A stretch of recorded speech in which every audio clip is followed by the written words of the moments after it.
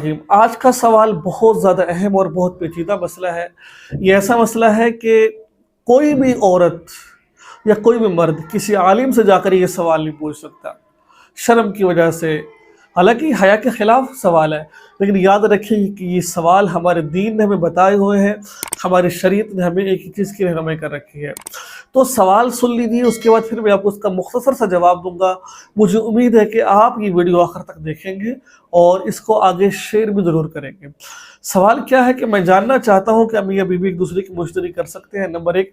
Number 2, जिमा करते वक्त अगर शोहर अपना उज़ू ख़ास शर्मगाह से बाहर निकाल ले और फिर भी उसकी मुश्तरी करे ताकि इंजाल हो जाए, तो क्या ये इसकी इजाज़त है कि नहीं है? तो बहुत ये दोनों मशहूर सवाल है, ज़्यादा पूछे जाने वाले सवाल है और हर मियाँ बीवी का ये सवाल है। तो आइए आज इस सवाल का आपको जवाब देते हैं। तो आइए चलते हैं।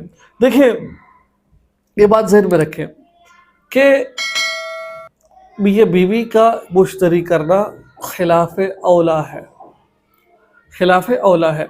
मिसाल के तौर पर अब क्या कहते हैं, बीवी हालत हैज़ में है, शोहर का दिल चाह रहा है कि हम मुश्तरी करो, तो अब इस कदर शोहर पर गलबा है कि अगर हम मुश्तरी नहीं की जाएगी तो हो सकता है वो ज़िना कर ले। तो बीवी फिर शोहर की मुश्तरी कर दे ताकि वो जो गलत तरफ ना चले, और ये मुश्तरी के ज़िम्मे में नहीं आएगा, और ये मुश्तरी के ज़िम्मे में नहीं आएगा, कोई मसला नहीं है।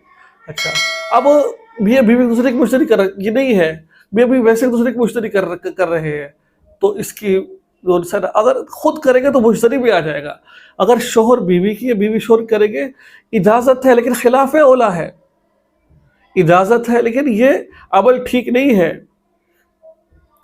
फिर बता रहा हूँ, इजाज़त है लेकिन ये अमल ठीक नहीं है इस तरह करने से। और दूसरा जो सवाल पूछा गया कि हम मिस्री करते वक्त अगर मनी अंदर खारिज हो जाएगी, ये डर हो, फिर बाहर निकाल लेता है उस ख़ास को, फिर बीवी मुश्तरी करती है, तो ये इजाज़त उस सूरत में होगी जब बीवी, क्योंकि अज़ल किससे कहते हैं? अज़ल इससे कहा जाता है कि अपने मादा को बाहर खारिज करना, यानी कि हम मिस्री करते वक्त जो उज़ू ख़ास को बाहर निकाल कर बाहर मनी को खारिज, इसको अज़ल कहा जाता है शरीयत मुतहरा के अंदर।